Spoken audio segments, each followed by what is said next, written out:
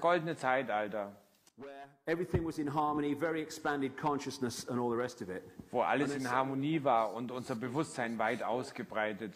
Und dann kam plötzlich dieses Schisma, diese Verzerrung. Es spielte sich ab als Serie fantastische Erdbeben und geologische Ereignisse. Und alle alten Kulturen auf der Welt erinnern sich daran in ihren Aufzeichnungen. Unglaubliche Stürme und Wellen und alles dazugehörende. Und das muss es ja auch, denn eine Verzerrung im Schwingungs- und Informationsfeld muss durchschlagen, ins Holographische und sich dort auf viele Arten als Verzerrung niederschlagen.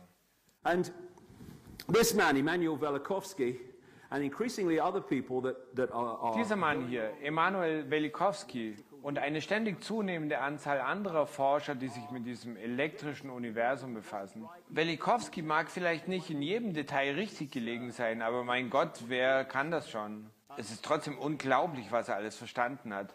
Und er entdeckte dieses Thema von Planeten, von denen wir denken, dass sie schon immer da waren.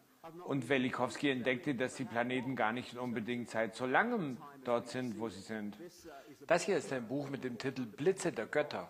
Ein exzellentes Buch und es ist von den Autoren geschrieben, die auch das elektrische Universum geschrieben haben.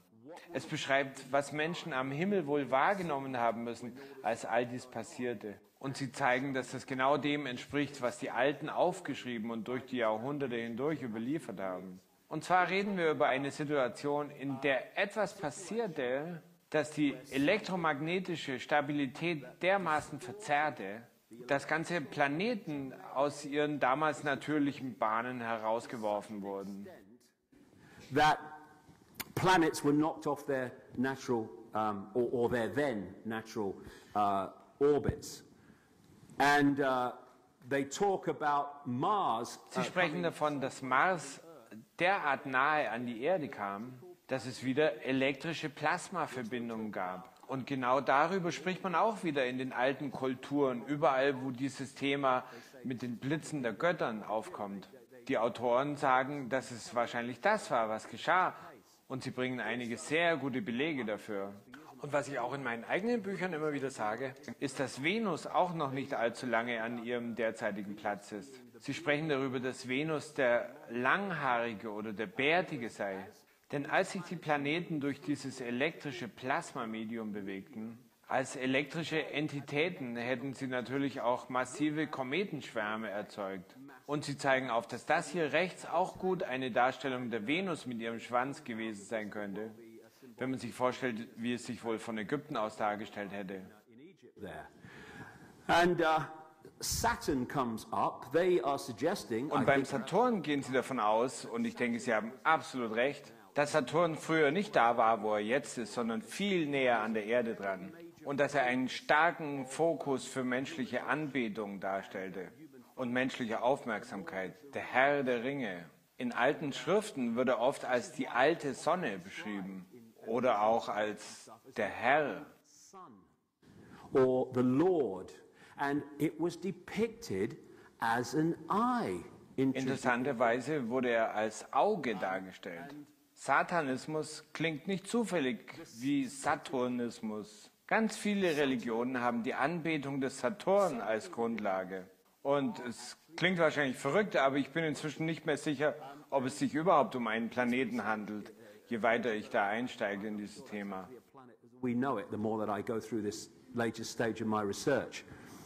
In Satanism, they use this. This is from a film, the last film of Stanley Kubrick. It was called Das Bild links ist aus Kubricks letzten Film Eyes Wide Shut. Stanley Kubrick war ein Insider, insofern als er Inside-Informationen hatte darüber, wie es funktioniert auf der Welt. Und am Schluss brachten sie ihn um. Das ist eine lange Geschichte, aber er produzierte jedenfalls Eyes Wide Shut am Schluss, aber konnte seine Veröffentlichung nicht mehr miterleben. Er hatte einen Vertrag, der besagte, dass seine Filme nicht von jemand anderem geschnitten werden durften, solange er am Leben war. Also töteten sie ihn halt, kurz bevor der Film herauskam. Und 25 Minuten des Films wurden dann herausgenommen. Und das, was noch drin war, das war noch schlimm genug. Es ging um die Elite, die an Opfer- und Sexritualen teilnahm. Das spielte in einem Gut in Amerika. Und kürzlich fand ich raus, dass der Ort, an dem das aufgenommen wurde, ein Schloss der Rothschilds war. Einer der Darsteller in dem Film trägt einen Saturnhut, so wie unser Freund hier auch. Saturnischer Symbolismus, das ist interessant. Die schwarzen Roben der Richter und der Priester gehen auf saturnischen Symbolismus zurück. Der sechszackige Stern ist auch Saturn-Symbolismus. Und hier links seht ihr das Symbol für Saturn und rechts das Symbol für Kommunismus.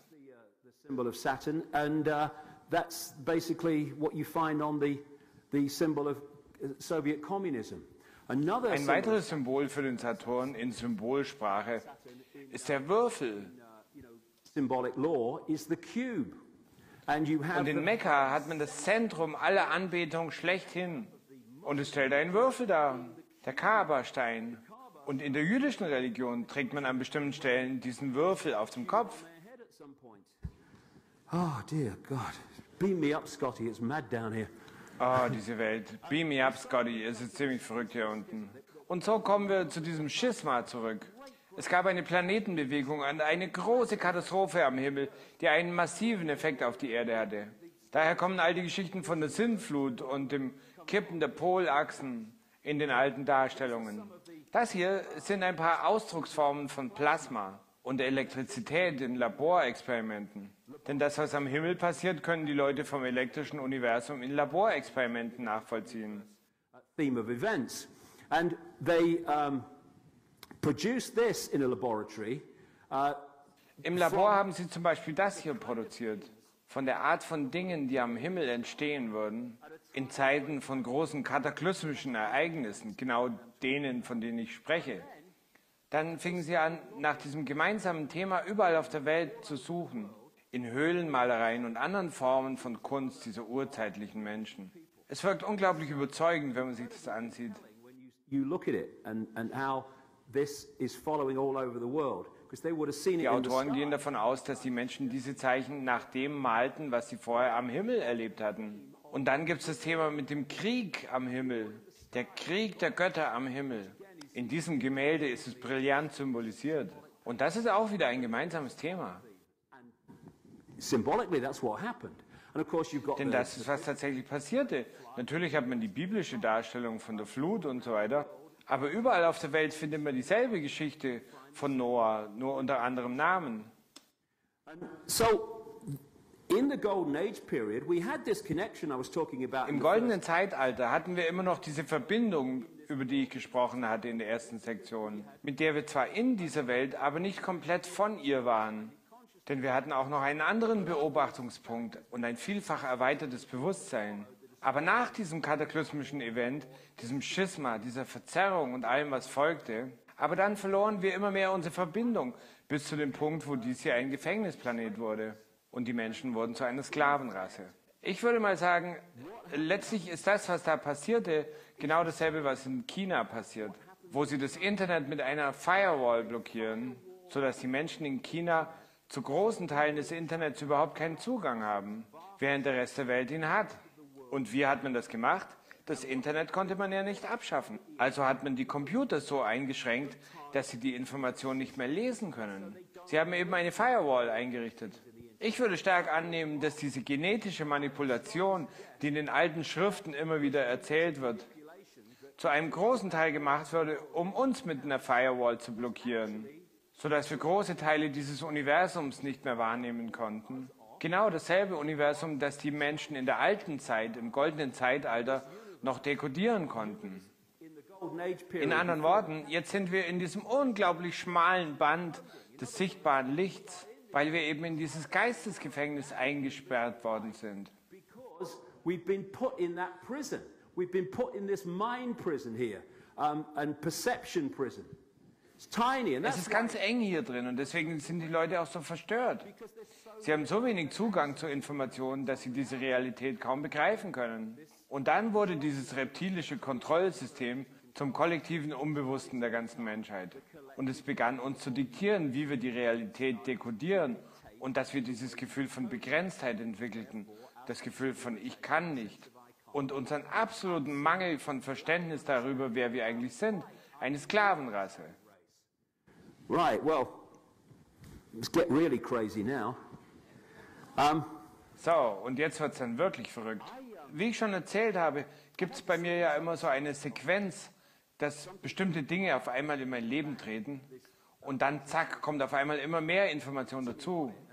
Und als ich gerade am Schreiben des letzten Buchs war, der Löwe, erwacht, da hatte ich noch gar nicht angefangen, in diese Richtung zu gehen. Die meisten meiner Bücher fangen nicht in der Richtung an, in der sie dann enden. Und eines Morgens, etwa vor 18 Monaten, setze ich mich gerade zum Schreiben hin. Ich setze mich also hin und auf einmal passiert etwas, das kenne ich schon seit 20 Jahren, verändert sich die Atmosphäre im Raum. Und ich dachte noch, oh, jetzt geht's wieder los, das kenne ich schon. Und durch meinen Geist ging auf einmal der Gedanke, der Mond ist nicht real, der Mond ist nicht, was du denkst, dass er sei. Es wäre allzu leicht gewesen, das abzutun und zu sagen, ach, verrückt, was wollte ich gerade machen? Aber weil ich solche Erlebnisse in den letzten 20 Jahren immer wieder gehabt hatte, dachte ich, oh, Moment, interessant. Also habe ich einfach in die Suchmaschine eingegeben, der Mond ist nicht real und habe dabei nicht erwartet, irgendwas Besonderes zu finden. Ich hatte ja früher schon über dieses Medium erzählt, die mir bestimmte Dinge übermittelt hatte. Und der eine Satz hatte gelautet, Wissen wird in seinen Geist gegeben werden und zu anderen Zeiten wird er zum Wissen geführt werden. Diese Sequenz wiederholt sich immer wieder. Also gebe ich die Worte in die Suchmaschine ein und es erscheint das Buch Who Built the Moon? Wer baute den Mond? Von Christopher Knight und Alan Butler. Und das las ich dann sofort und war fasziniert. Und von da an ging es nur noch bum, bum, bum. Stoff über den Mond kam aus allen Richtungen angeflogen.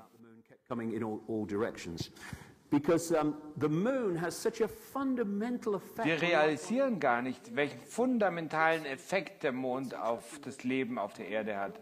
Wenn wir in diese Welt hineingeboren werden, dann neigen wir dazu, Dinge, die wir hier vorfinden, als gegeben anzunehmen. Das ist eben die Art, wie die Dinge hier sind. Deshalb haben unsere Generationen auch so eine Verantwortung, weil wir die Welt noch in einem Zustand gesehen haben, der anders ist als der, wo sie sich jetzt hinbewegt. Wir haben noch die Möglichkeit zu vergleichen. Für Kinder, die gerade geboren werden oder junge Menschen, ist all dieses Zeug mit Kontrolle ganz normal. So ist es halt. Deswegen ist es auch so fantastisch, dass jetzt auch so viele junge Leute dahinter kommen. Und das zeigt die Macht des Bewusstseins über Programmierung, wenn wir es nur wollen.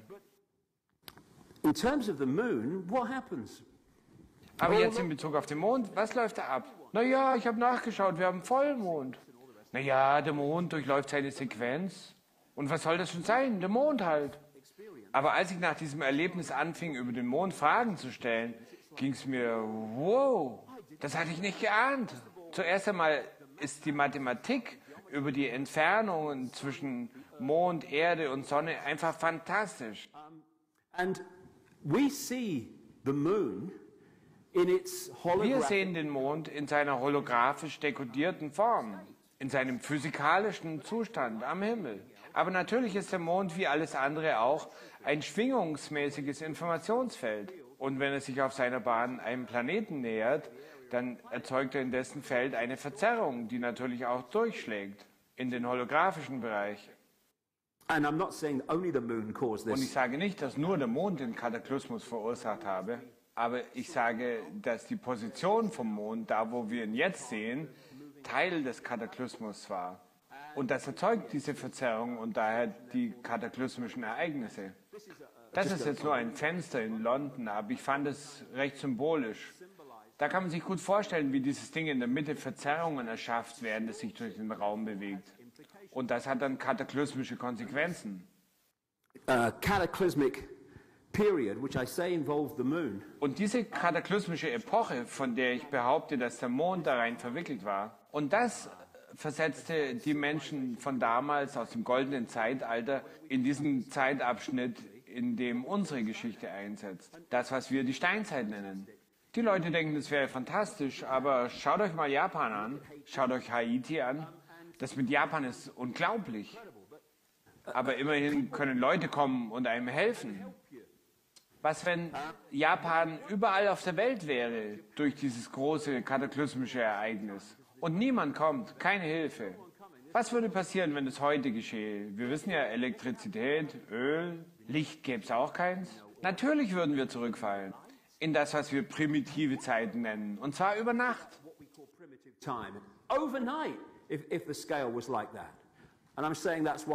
Und ich sage, das ist, was passiert ist. Und es verzerrte die menschliche Wahrnehmung. die auch eine Art von Schwingung ist. And the Zulus, this is Credo Mutwa at his house in Und die Zulus, das ist übrigens Credo Mutwa in seinem Haus in der Kalahari in Südafrika. Die Zulu-Legende sagt jedenfalls, als der Mond kam, wurden die Menschen verrückt. Und ich denke, das bezog sich auf den Effekt, den es auf das Informationskonstrukt hatte. Also ich las das Buch Who Built the Moon? Und der Mond ist in einer solchen außergewöhnlichen Position. Er könnte sich an keiner anderen Position befinden, damit wir das Leben auf der Erde so haben, wie wir es kennen. Sie sagen im Buch, die Mathematik, um die es im Erde-Mond-Sonnensystem geht, ist nichts anderes als atemberaubend. Der Mond wurde dorthin gesetzt mit der sprichwörtlichen Akkuratesse eines Schweizer Uhrmachers. Der Mond ist 400 Mal kleiner als die Sonne. Und er ist gleichzeitig auch 400 Mal näher an der Erde als die Sonne. Diese zwei Fakten synchronisieren sich, sodass bei einer Sonnenfinsternis der Mond von der Erde aus gesehen genau dieselbe Größe wie die Sonne hat. The moon from Earth, it's the same size as the sun. And these incredible Und diese coincidences. unglaublichen geometrischen Zufälle treten in Bezug auf den Mond immer und immer wieder auf. Gerade vor einem Monat habe ich ein Mainstream-BBC-Programm gesehen mit dem Titel »Brauchen wir wirklich den Mond?« Und eine Wissenschaftlerin in der Sendung sagte, sie sei von Kindheit an vom Mond besessen. Sie sagt, der Mond ist so perfekt platziert, That really, if it was pretty much anywhere dass, else, wenn er irgendwo anders positioniert wäre, das Leben auf dieser Welt sehr, sehr anders wäre. Überhaupt nicht so, wie wir es jetzt kennen. Sie sagte, dass er so perfekt platziert ist, um das Leben zu erhalten, ist reines Glück, ein kosmischer Zufall. Das glaube ich nicht. Und das ist aus dem Buch Who Built the Moon? Der Mond ist größer, als er sein sollte, offensichtlich auch viel älter und viel leichter in seiner Masse, als er eigentlich sein sollte. Er besetzt eine sehr unwahrscheinliche Umlaufbahn und er ist so außergewöhnlich, dass alle existierenden Erklärungen für seine Gegenwart mit Schwierigkeiten übersät sind und keine von ihnen kann als wasserdicht bezeichnet werden. another thing that you find is that scientific Eine andere Sache, die man findet, ist, dass wissenschaftliche Fakten, wenn man sie zum Ursprung zurückverfolgt, sich als wissenschaftliche Annahmen entpuppen. Aber durch stete Wiederholung werden sie dann zu Fakten. Dann schaut man sich an, was die Mainstream-Wissenschaft zur Erschaffung des Monds zu sagen hat und wo er herkam. Naja, die sagen, dass die Erde zu dem Zeitpunkt, wo sie sich noch formte, von einem marsähnlichen Planeten getroffen wurde. Und da brach ein großer Brocken ab und wurde zum Mond. Das ist die Wack-Theorie. Aber als dann die physikalischen Berechnungen damit nicht übereinstimmten, kamen sie mit einer Doppel-Wack-Theorie daher. Sie wurde also von diesem marsähnlichen Körper getroffen, der dann wegflog und dann zurückkam und ihr nochmal so einen Smack verpasste. Und dabei brachen Brocken ab und wurde zum Mond. Was sie eigentlich sagen ist, wir wissen es nicht, wo der Mond herkam. Es gibt da so viele Anomalien an ihm. Das hier ist von Isaac Asimov, einem russischen Professor für Biochemie, und der über den Mond schrieb. Er schrieb, wir können nicht anders als zu der Schlussfolgerung zu gelangen, dass der Mond eigentlich nicht da sein sollte. Die Tatsache, dass er es doch ist, ist eine jener glücklichen Zufälle, die fast zu gut sind, um sie zu akzeptieren. Kleine Planeten wie die Erde mit schwachen Gravitationsfeldern haben eigentlich keine Satelliten. Und generell gilt, dass wenn ein Planet überhaupt welche hat, dass sie dann viel kleiner sind als der Planet selbst. Daher, selbst wenn die Erde einen Satellit hätte, dann gäbe es jeden Grund anzunehmen, dass es bestenfalls eine kleine Welt sein würde, vielleicht 30 Meilen im Durchmesser. Aber so ist es nicht. Die Erde hat nicht nur einen Satelliten, sondern es ist darüber hinaus ein gigantischer Satellit mit 2160 Meilen im Durchmesser. Wie kommt es dann, dass die kleine Erde überhaupt einen hat? Erstaunlich.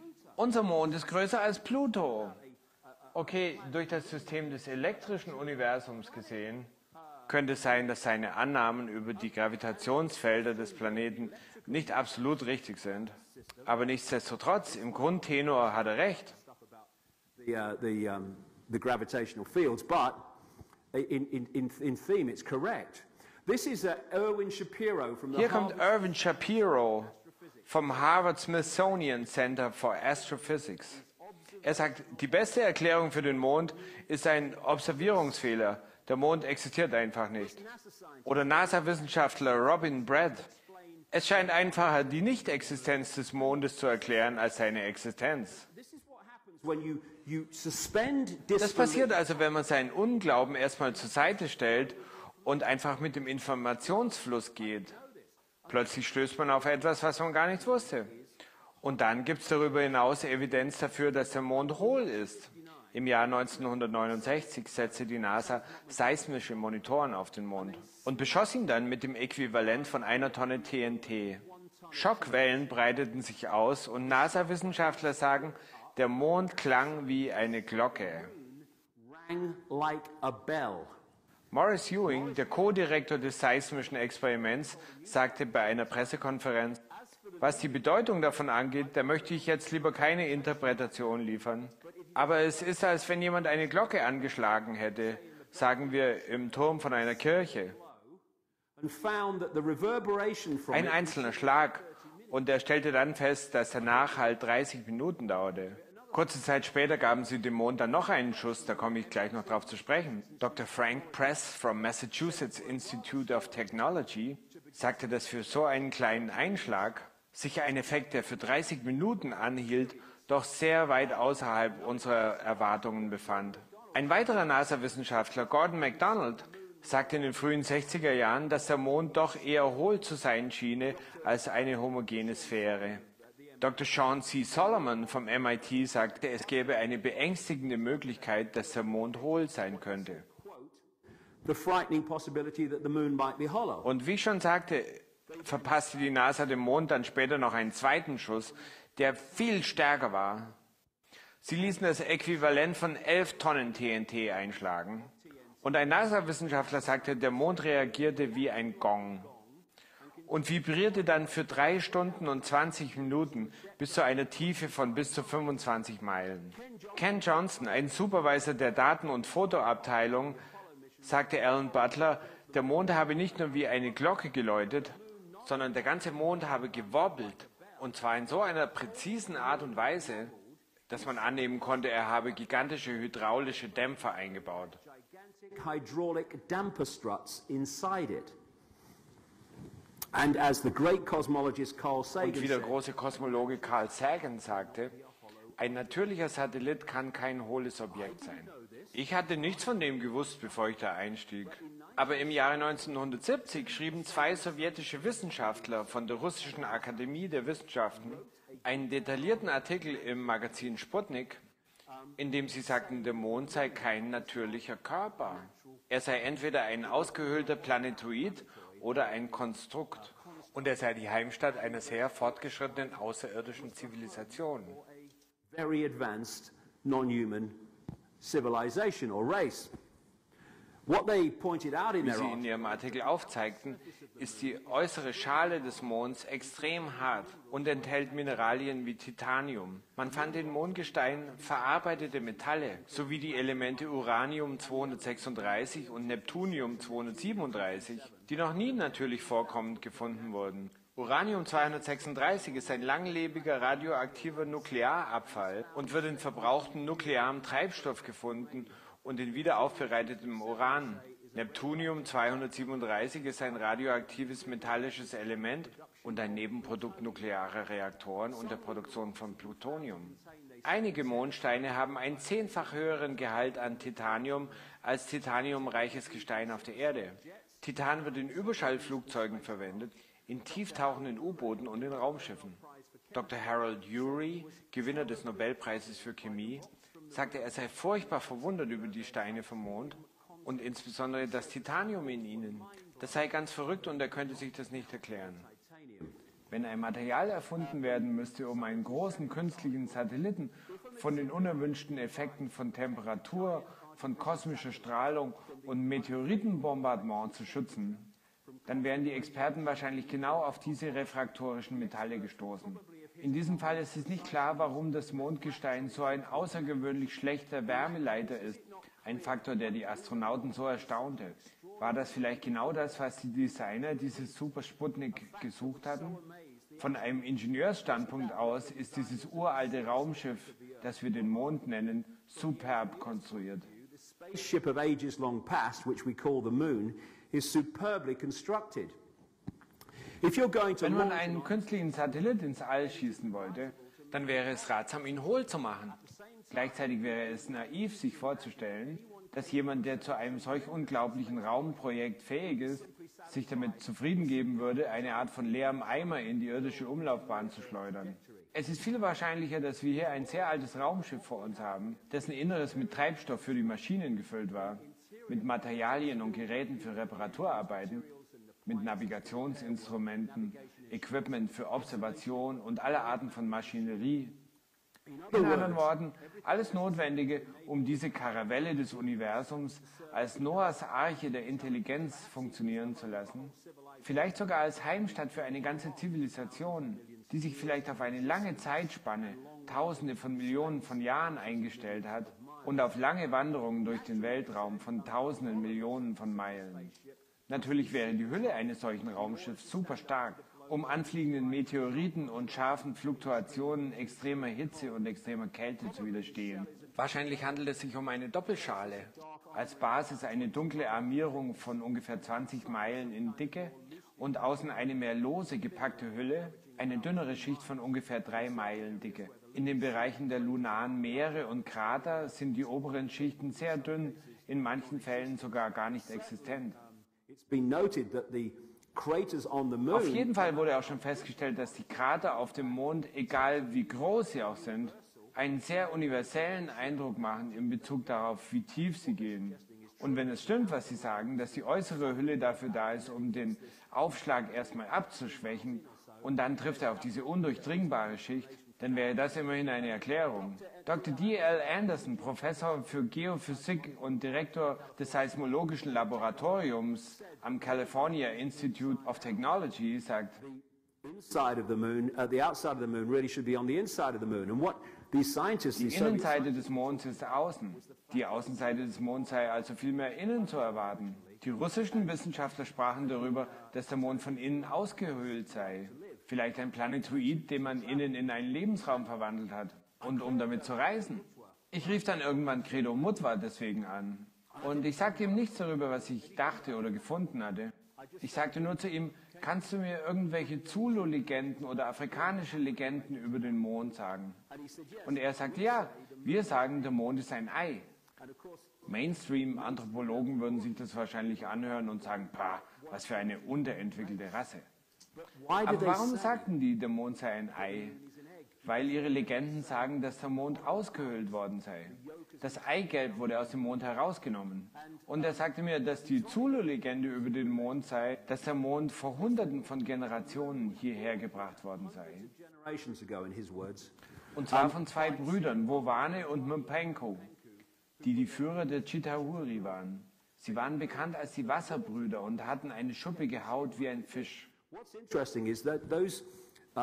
Interessant ist auch, dass die Berichte, die im jetzigen Irak ausgegraben wurden, die aus ganz alter Zeit stammen und von den Anunnaki sprechen, die sagen jedenfalls, die Anunnaki wurden von zwei Brüdern angeführt, Enlil und Enki. In their culture, and certainly Enki for one was massively Und symbolized. jedenfalls bei Enki ist es wahr, dass er massiv mit Wasser symbolisiert wurde. Die Zulu-Legenden erzählen, wie Wowane und Mpanko den Mond in Eiform vom großen Feuerdrachen stahlen und das Eigelb herausließen, bis er hohl war. Daraufhin rollten sie den Mond über den Himmel bis zur Erde und verursachten dort ein kataklysmisches Ereignis. The other part of this Zulu legend is that the Chitauri. Die andere Zulu-Legende besagt, dass die Chitauris im Mond sagten, wir werden den Mond wegbewegen, wenn die Menschen nicht das tun, was wir ihnen sagen. In den 90ern erschien ein Buch von Don Wilson mit dem Titel Our Mysterious Spaceship Moon. Er wies darauf hin, dass wenn man den Mond ansieht aus der Perspektive, über die wir reden, dass dann so viele Anomalien erklärt werden, die nicht erklärt werden können, wenn man den Mond für ein natürliches Objekt ansieht. Warum der Mond eine Freak-Welt ist, viel zu groß und viel zu weit draußen, um ein natürlicher Satellit der Erde zu sein. Warum der Mond so flache Krater hat. Warum manche Mondsteine älter sind als die Erde und zumindest gleich alt wie das Sonnensystem. warum der Mond von innen nach außen gekehrt scheint, warum der Mond wie ein großer Gong vibriert und dabei über große Distanzen schüttelt, warum der Mond so viele Widersprüche in Daten und Befunden erzeugt. In meinem neuen Buch, Der Löwe erwacht, gehe ich noch in genauerem Detail darauf ein. Und während ich dieses Buch schrieb, sah ich im Fernsehen, dass NASA den Mond jetzt bombardieren wird. To bomb the moon. Do you remember that? We're going to bomb the moon. You're going to bomb the moon for? We want to see if there's water there. Wozu sollen wir denn den Mond bombardieren? Wir wollen sehen, ob es da Wasser gibt. Oh ja, Milliarden dafür ausgeben, um zu sehen, ob es da Wasser gibt. Tolle Idee. Da gibt es noch was ganz anderes darüber zu wissen, warum die den Mond bombardieren wollen. Und dann im letzten August, als ich gerade bei Credo Mutwa in Südafrika war, kommt in der Presse die Meldung, die NASA habe gesagt, dass der Mond jetzt schrumpft. Sie hat nämlich gefunden, dass das Land da irgendwie zusammengeschoben wird und dass dabei diese Verwerfungen entstehen. Nicht nur an einer Stelle des Mondes, sondern überall. Und es heißt, es sei, weil die Mondoberfläche schrumpfe. Und es ist nicht nur im Mond, wo ich sage, dass das wirklich Interessante steckt. Es sind auch viele unnatürliche Dinge auf dem Mond, auf der Oberfläche. A few years ago, people were Vor brought ein paar Jahren wurden Leute im National Pen Club in Washington zusammengebracht, die Insider bei der NASA gewesen waren und so weiter. Und um jetzt mal zu sagen, was sie eigentlich gesehen hatten, im Unterschied zu dem, was uns offiziell gesagt wird. Eine ganze Reihe von ihnen sprach über den Mond und einer davon war Sergeant Carl Wolf. Er war Ingenieur für präzise fotografische Anwendungen und er arbeitete in der Langley Air Force Base in Virginia, das ist der CIA. Und das ist da, wo die Flugzeuge starteten. and failed to get to the Pentagon by the time that bomb went off at the Pentagon. Und es dann nicht bis ins Pentagon schafften zu der Zeit, als da die Bombe hochging. Er sagte also, dass zu seiner Zeit vor mehreren Jahrzehnten er zu einem bestimmten Teil der Basis gerufen worden sei. Er sagte, da nahmen sie dann die Bilder von Überflügen auf dem Mond. Sie nannten diese Mosaiks und sie stellten diese Mosaiksteine zu großen Bildern der Mondoberfläche zusammen. So he goes over. Er geht also darüber, weil irgendeine Technik nicht funktioniert und es ist sein Auftrag, sie zu reparieren. Und das ist, was er dann im Nationalen Presseclub in Washington erzählte. Dann zog er, also der Typ, der die Mosaiks machte, eins dieser Mosaiken heraus und sie zeigten diese Basis mit geometrischen Formen, die wie Türme aussahen. Es waren runde Gebäude, es waren sehr hohe Türme und Dinge, die aussahen wie Radarschüsseln, aber es waren sehr große Strukturen. Wenn ich es mit etwas vergleichen müsste, was ich schon gesehen habe, denn ich habe Fotografien mit Artefakten darin, die ähnlich sind wie das, was ich gesehen habe, dann waren diese Strukturen jedenfalls massiv. Das ist übrigens ein sehr wichtiger Punkt. Eins ist jedenfalls klar, nämlich dass jenseits von diesem Level, was wir die menschliche Realität nennen, enorme Unterschiede im Größenverhältnis bestehen. Talking an enormous leap in scale. What we would think would be impossible. Wir würden das für komplett unmöglich halten. Es ist dort alles viel größer, als wir es hier gewöhnt sind. Einige der Strukturen haben eine Größe von einer halben Meile, sie sind also enorm. Einige der Gebäude scheinen sehr reflektierende Oberflächen zu haben. Einige der Strukturen, die ich sah, erinnerten mich an Kühltürme von Kraftwerken. Sie hatten diese Art von Form. Manche von ihnen waren einfach sehr, sehr gerade und hoch mit einem flachen Deckel. Andere von ihnen waren rund. Einige sahen aus wie eine Wellblechhütte mit einem Dom, eine Art von Gewächshaus. Auf dem speziellen Foto, das ich sah, standen einige von ihnen zusammen auf einem relativ großen Grundstück. Produced in America called Moon Rising, where they talked to people, again, many of them insiders, about the moon and the moon, so-called moon landings. Hier haben wir die amerikanische DVD Moon Rising, auf der die Autoren verschiedene Insider interviewen. Und wie einer der Insider dort sagt, wir haben alles erlogen. Was immer also NASA uns erzählt, sie lügen immer. Sie wollen nicht, dass wir Bescheid wissen. And in this DVD, they show how often very Auf dieser bad DVD zeigen sie, wie in NASA-Bildern oftmals Strukturen herausretuschiert werden. Einige Strukturen werden da einfach herausgelöscht. Und das haben auch einige der Teilnehmer auf dieser Pen Club-Konferenz berichtet. Wann immer es nicht natürliche Strukturen zu sehen gab, wurden sie einfach herausgelöscht. Was ist wohl hinter diesem Fleck? Oder dem hier? And there's a better picture of it. What is that? I mean, Und was ist das hier bitte? Für mich sieht das ganz natürlich aus. Hier ist nochmal eine Nahaufnahme mit diesem ganzen Zeug drumherum. Was ist das? In der Dokumentation sagen die Autoren, dass sie diese Fotos zu einem Fotoexperten gebracht haben, der für das Los Angeles Police Department und solche Sachen gearbeitet hat. Und er schätzte die Größe davon als ungefähr 10-mal so groß wie Los Angeles ein. 10 times the size of Los Angeles. And then the towers, which the Sergeant Wolf talked about. Und dann die Türme, über die schon Sergeant Wolf sprach. Massive Türme. Einfach geheim gehalten. Dieser Typ hier, George Lucas, ist in vielen Bereichen ein Insider. Für mich persönlich passiert Star Wars überhaupt nicht in einer weit entfernten Galaxie. Er ist ein Insider und seine Filme, die er in Hollywood produziert, sind Science-Fiction-Filme, die auf Tatsachen beruhen. Und natürlich gab es in Star Wars den Todesstern, der wie ein Mond war. Aber er war nicht real, er war ein Raumschiff. Der Todessternmond. It was a spaceship, the Death Star moon. And it's interesting that the Death Star and one of the moons of Saturn, Mimas. Und es ist interessant, wenn man den Todesstern mit einem der Monde von Saturn, Mimas, vergleicht. Ich meine, die sind ein Spiegelbild voneinander. Unglaublich. Ich glaube, es ist überhaupt kein Zufall, dass Saturn so viele Monde hat. 60 Stück ungefähr hat er davon. Und manche davon, wie Iapetus, vermitteln einem das Gefühl, überhaupt keine natürlichen Körper zu sein. Feel of not being a natural body either. And I feel that what Saturn is, it's a broadcasting transmitter. Mein Gefühl ist, dass Saturn eigentlich eine Sendestation darstellt. Und er strahlt Frequenzen aus, die uns beeinflussen. Und der Mond ist da auch rein verwickelt, da bin ich absolut sicher.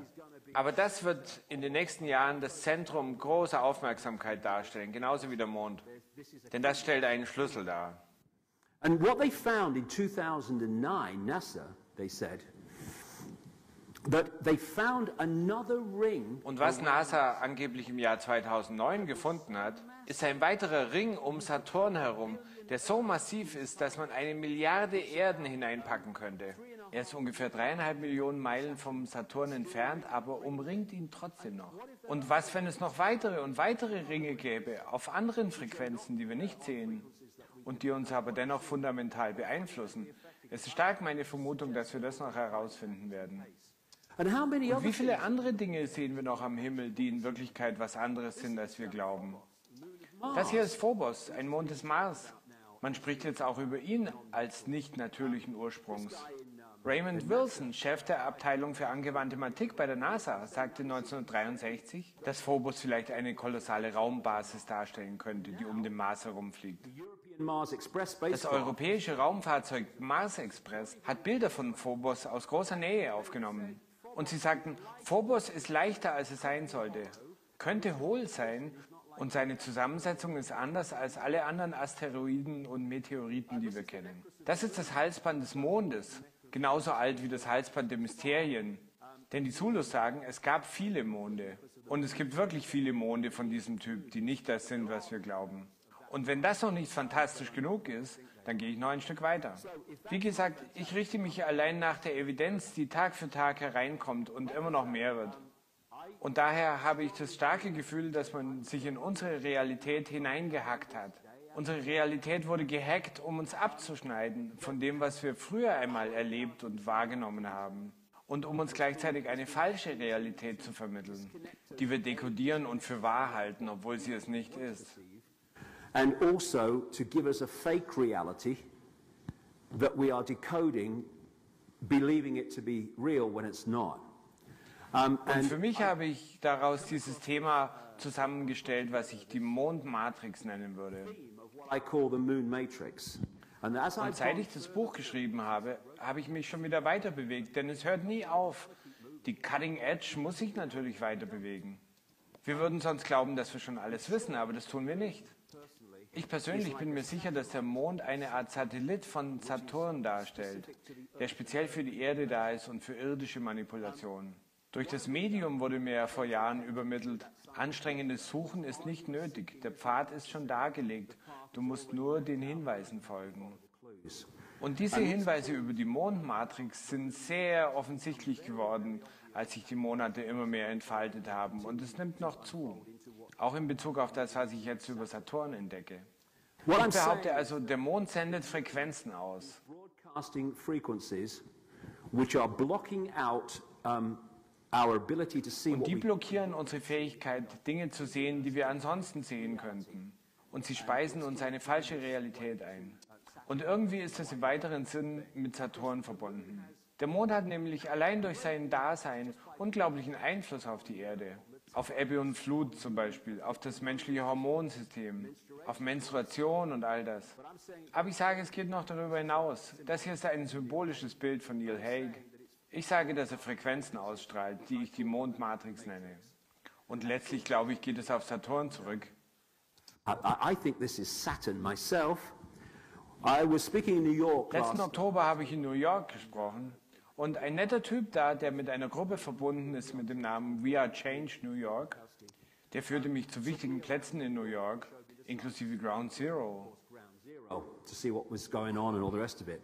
This is what we would Und call das hier ist beispielsweise die Untergrundstation für Ground Zero, da wo die ehemaligen Twin Towers standen. Hier kommen die Züge rein und innen findet sich diese unglaubliche Darstellung von der Erde. massive depiction of the earth with this eye in the middle. And look, Mit diesem Auge in der Mitte und seht mal, wie da diese Sendewellen nach außen laufen. Und überall entlang der Treppen dieser U-Bahn-Station sind Augen, die einen verfolgen. Ich bin sicher, dass es Saturn bedeuten soll. Und dass der Mond ein Satellit dieses Kontrollsystems ist. Neil Haig hat dieses tolle Konzept entwickelt, was er Moonopoly nennt. Nicht Monopoly, sondern Moonopoly.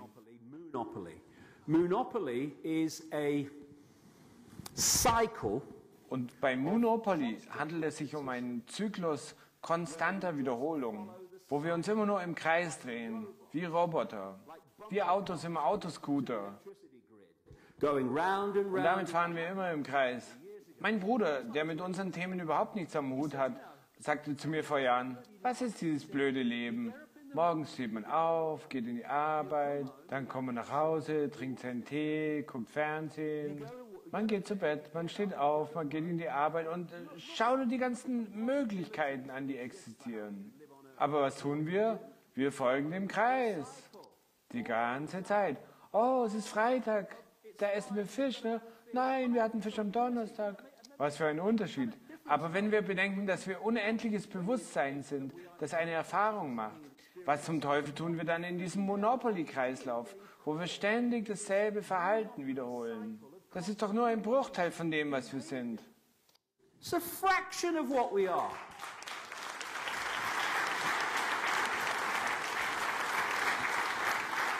I'm saying we've got caught in a matrix, the moon matrix. Ich sage, wir sind in einer Matrix gefangen, der Mondmatrix. Sie ist nicht wie das kosmische Internet, über das wir schon gesprochen haben heute. Sie ist eine gehackte Version unserer Realität, so wie man in China das Internet mit einer Firewall abschirmt. Und so werden wir vom Mond beeinflusst, indem wir abgeschottet werden und uns eine falsche Realität eingespeist wird. Und so sind wir eben im Monopoly und gehen herum wie Ameisen, herum und herum und herum. Und dann stirbt man eben angeblich. Was soll das alles? Die haben sich in das menschliche Fünf-Sinnes-System eingehackt. In einer ähnlichen Weise wie virtuelle Realitätsspiele das menschliche Wahrnehmungssystem übernehmen und uns dabei eine falsche Realität vorspiegeln. Es ist wie eine Fernsehsendestation und das, vermute ich, ist Saturn in ganz großem Maßstab. Das kosmische Internet ist da und dann hackt sich da jemand rein und sperrt große Teile ab. To it and firewall it off, and I'm Und ich absolutely bin absolut sicher, dass diese genetische Manipulation genau dafür gemacht war. Es gibt einen Grund dafür, dass wir nur einen Bruchteil unserer Gehirnkapazität verwenden. Es gibt einen Grund dafür, dass man 95 bis 97% unserer DNS Junk-DNA nennt. Okay, manches davon funktioniert vielleicht auf Ebenen, zu denen Sie keinen Zugang haben. Frequenzen in anderen Dimensionen vielleicht. Aber eine Menge davon wurde absichtlich abgeschaltet. Und interessanterweise scheint es auch im Corpus callosum massive Bereiche zu geben, in denen keinerlei Aktivität zugeordnet werden kann. Die scheinen irgendwie nichts zu tun, wie schlafend zu sein. do anything. It seems to be like dormant. And we're getting information from the cosmic internet, and these. Und wir bekommen da Informationen vom kosmischen Internet und diese Plasmaschilde schirmen einiges davon ab, was für uns sowieso nicht gut ist. Aber ich sage auch, eine Menge von diesem Zeug kommt an uns nicht heran, weil es abgeschirmt wird, absichtlich. Wir werden geblockt von dem hier und wahrscheinlich in einem größeren Bereich auch Saturn. Das hier ist wieder ein symbolisches Bild von Neil Haig. Es zeigt, wie wir Informationen vom kosmischen Internet oder von der Sonne bekommen und wie sie dann gefiltert wird. Zu dem Zeitpunkt, wo wir sie empfangen, ist sie dann schon in einer stark abgeschwächten Form. Wenn Leute meinen, das klänge fantastisch, es gibt so viele Frequenzen, die von der Sonne kommen, die wir jetzt im Moment sowieso nicht empfangen können. And then, this is Dendra, a temple in Egypt. They don't know what this is, the snake in this kind of... Und dann haben wir hier den Dendera-Tempel in Ägypten. Man weiß heute nicht, was das sein soll, die Schlange da in dieser Art von Röhre. Man hat schon spekuliert, dies sei ein Beweis für elektrisches Licht im alten Ägypten. Für mich symbolisiert es jedenfalls perfekt dieses Frequenzband, in dem wir künstlich gefangen gehalten werden. Und da passt auch sehr gut die Schlange dazu. Wir funktionieren also aus einer kleinen Schachtel von Möglichkeiten heraus. Und sogar innerhalb dieser kleinen Schachtel haben sie uns dann nochmal so blockiert, dass unser Hauptwahrnehmungskanal immer nur durch die linke Hemisphäre führt. Und damit sind wir sehr eingeschränkt und sehen alles als getrennt von allem anderen an. Ähnlich wie der Mann, der seine eigene Tochter im Raum nicht sehen konnte, sind wir hier von großen Teilen unserer Wahrnehmung abgeschnitten. Wieder denken die Leute, das sei fantastisch, aber letztes Jahr habe ich mir eine Ausgabe der Zeitschrift New Scientist geholt. Und darin hieß es dann, Amerikaner haben gerade von Analogfernsehen auf Digitalfernsehen geswitcht. Und der Artikel sagte Folgendes. Vor diesem Wechsel waren natürlich vorkommende Radiowellen auf Frequenzen zwischen 700 und 800 Megahertz von analogen TV-Signalen überdeckt worden. Und so konnten auch Astronomen dieses Band nicht benutzen, um Universum zu erforschen. Das Freiwerden dieser Bandbreite ist eine einzigartige Gelegenheit, um Galaxien in diesem Bereich zu sehen. Sie verkaufen diese Frequenzen jetzt an Mobilfunkprovider. Ich meine, sogar auf diesem Niveau.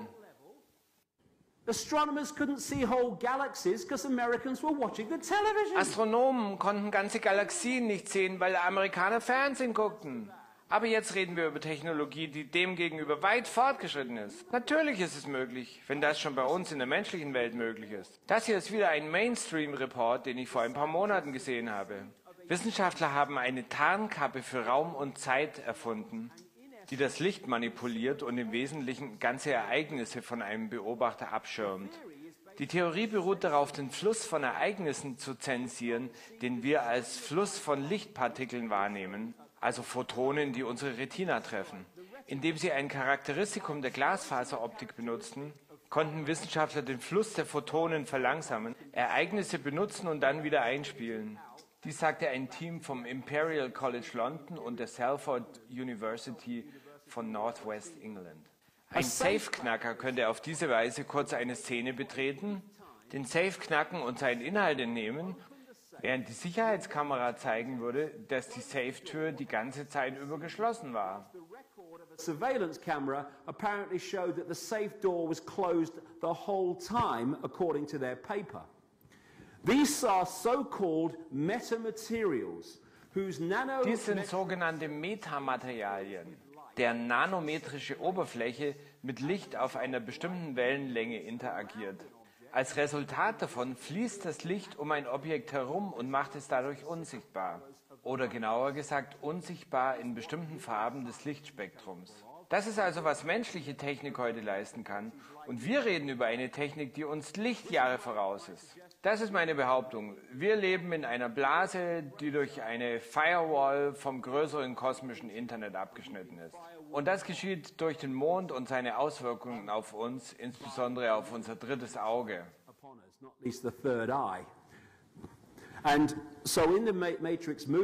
Im Film Matrix gab es doch den, der diese Matrix erschaffen hatte. Und da sage ich, dass diese beiden, der Mond und der Saturn, definitiv Teil dieser Verschwörung sind. Ich bin dabei offen für alle neuen Erkenntnisse, aber der Mond und der Saturn spielen garantiert eine Rolle bei dieser Matrix und dieser Mini-Welt, in die wir da hineingesetzt wurden. Wenn man dieser Szene also ein Wort beifügt, dann wird sie noch akkurater. The moon matrix is everywhere. Die Mondmatrix ist überall. Sie ist überall um uns herum, sogar in diesem Raum. Du kannst sie sehen, wenn du aus deinem Fenster schaust oder wenn du den Fernseher andrehst. Du kannst sie fühlen, wenn du zur Arbeit gehst, wenn du zur Kirche gehst oder wenn du deine Steuern zahlst. Sie ist die Welt, die über unsere Augen gezogen wurde, um uns von der Wahrheit abzuhalten. Welche Wahrheit? Dass du ein Sklave bist, Neo. Wie jedermann anders auch, wurdest du in Ketten geboren. In ein Gefängnis, das du weder schmecken, riechen noch berühren kannst. Ein Gefängnis für deinen Geist. Das hier hat Neil Haig vor ein paar Tagen gemacht. Hier haben wir die Matrix mit all ihren Ebenen bis hin zu den Hybriden und der menschlichen Gesellschaft. Interestingly, long after I finished the book, Lange nachdem ich das letzte Buch fertiggestellt hatte, stieß ich dann noch auf zwei interessante Dinge. Zum Beispiel auf dieses Zitat von Gurdjieff aus dem Jahr 1916. Er sagte, alle Bewegungen und Aktionen und Manifestationen von Menschen, Tieren und Pflanzen hängen vom Mond ab und werden von ihm kontrolliert. Der mechanische Teil unserer Leben hängt vom Mond ab und ist ihm unterworfen. Wenn wir in uns selbst ein Bewusstsein und einen Willen entwickeln und unsere mechanischen Leben und unsere mechanischen Manifestationen ihm unterwerfen, dann können wir der Macht des Mondes entfliehen. from the power of the moon, because the moon Und das matrix kommt daher, dass die Mondmatrix in einem bestimmten Frequenzband arbeitet. Wenn wir nicht auf diesen Frequenzbereich angewiesen sind, dann unterliegen wir auch nicht den Blockierungen und seiner falschen Realität. Und deshalb hat dieses ganze System auch so Angst vor dem menschlichen Erwachen. Es wusste, dass es kommen wird. Denn das ist Teil eines natürlichen Zyklus. Wir kommen da noch darauf zu sprechen. Durch unser Erwachen entfernen wir uns mehr und mehr aus diesem Frequenzbereich und seiner falschen Realität. Und plötzlich fängt man an, Dinge zu sehen, die man vorher nicht sehen konnte. Why? Because you've at least diluted its influence. Zumindest hat man seinen Einfluss abgeschwächt. Und dann, ungefähr vor 2 Monaten, 9 Monate nachdem mein Buch rauskam, I got this email from a lady. I think bekam ich diese E-Mail von einer Dame aus Brasilien. Sie schrieb, ich habe gerade Ihr Buch gelesen. Haben Sie denn das hier gelesen? Es war ein Buch mit dem Titel Earth von Barbara Marciniak. Die hatte ich in den 90er Jahren getroffen. Sie ist ein sogenannter Channel und in Amerika sehr gut bekannt. She wrote a very good book called Bringers of the Dawn, which was again a channel book, and of course Sie schrieb ein sehr gutes Buch mit dem Titel Bringers of the Dawn. Und naja, was ist Channeling? Es ist Zugang haben zu anderen Informationskanälen. Man findet da auch eine Menge Blödsinn darunter, aber manche Dinge geben einem einen profunden Einblick in diese Realität. Und ich dachte damals, dass sie da richtig gut drin ist.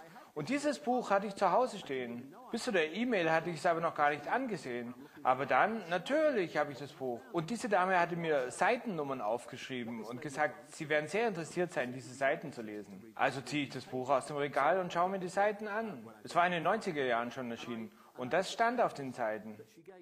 and this is what it said. It came out in the 90s. The moon, this is channel information, not from her. The moon is a very powerful electromagnetic Der computer. Mond ist ein sehr powervoller elektromagnetischer Computer. Die Energie des Mondes hat seit Tausenden von Jahren elektromagnetische Frequenzen auf die Erde geschickt, um die zweisträngige DNS aufrechtzuerhalten. Und weiter, der Mond ist ein Satellit, der konstruiert wurde. Er wurde außerhalb der irdischen Atmosphäre geparkt, als eine Art Vermittlungs- und Monitorgerät, ein Supercomputer oder ein Auge am Himmel. Die Erde muss wohl denen gehören, die darin wohnen, obwohl das nicht stimmt. Ihr habt äußere Götter, Erzeugerenergien, die euch als Spezies davon abhalten, euren freien Willen mit der Kundalini zu haben. Der Einfluss des Mondes als Hauptsatellitencomputer beeinflusst die ganze Erde. Die Programme des Mondes haben seit Jahrtausenden die größten Einschränkungen für die Menschen bedeutet. Es gibt sich wiederholende Zyklen, die der Mond erzeugt, auf die ihr reagiert. Und etwas anderes, was in meinem Leben in den letzten 21 Jahren immer wieder passiert Is after I've gone with something, wenn ich mich erstmal auf ein bestimmtes Thema eingelassen habe und da eine Zeit lang damit gegangen bin, und dann scheinen irgendwelche Kräfte auf mich zu wirken, die mir zeigen wollen, siehste, jetzt kommst du selbst drauf. Wenn ich also ein Thema annehme und mich eine Zeit lang damit auseinandersetze, so wie dieses hier, und sogar ein Buch drüber schreibe, dann passiert irgendwas, was mir dann sagt, siehste, ich habe es dir doch gesagt. Und das hat mich also umgehauen. so what we're looking at is a prison planet, a frequency-fenced prison planet. Was wir hier also haben, ist ein Gefängnisplanet. Ein Gefängnis, das aus Frequenzen besteht. Und sogar ohne die Mondmatrix hat der Mond einen profunden Einfluss auf uns. Er beeinflusst die Drüsen in unserem endokrinen System und das wiederum beeinflusst die Chakras, die wiederum unseren Kontakt nach draußen bilden. Und Teil des endokrinen Systems sind wiederum die Zirbeldrüse und die Hirnanhangdrüse, die das bilden, was wir das dritte Auge nennen. Es ist also Teil der Unterdrückung der menschlichen Bewusstheit. Die Mondmatrix hat auch einen fundamentalen Einfluss auf unsere Zeitwahrnehmung. Sie beeinflusst die Rotationsgeschwindigkeit der Erde. Der Monat, die Monarchie, das englische Wort für Geld, Money. Das sind ganz wichtige Wege, wie wir im täglichen Leben eingeschränkt werden. Und natürlich spielen der Mond wie auch der Saturn dabei eine ganz große Rolle. Auch bei diesen satanischen Ritualen, die hier sind. Deshalb haben unsere Generationen auch so eine Verantwortung, weil wir die Welt noch in einem Zustand gesehen haben, der anders ist als der, wo sie sich jetzt hinbewegt. Wir haben noch die Möglichkeit zu vergleichen. Für Kinder, die gerade geboren werden oder junge Menschen, ist all dieses Zeug mit Kontrolle ganz normal. So ist es halt. Deswegen ist es auch so fantastisch, dass jetzt auch so viele junge Leute dahinter kommen. Und es zeigt die Macht des Bewusstseins über Programmierung, wenn wir es nur wollen. In terms of the moon, what happens? Aber jetzt in Bezug auf den Mond, was läuft da ab? Naja, ich habe nachgeschaut, wir haben Vollmond. Naja, der Mond durchläuft seine Sequenz. Und was soll das schon sein? Der Mond halt. Aber als ich nach diesem Erlebnis anfing, über den Mond Fragen zu stellen, ging es mir, wow, das hatte ich nicht geahnt.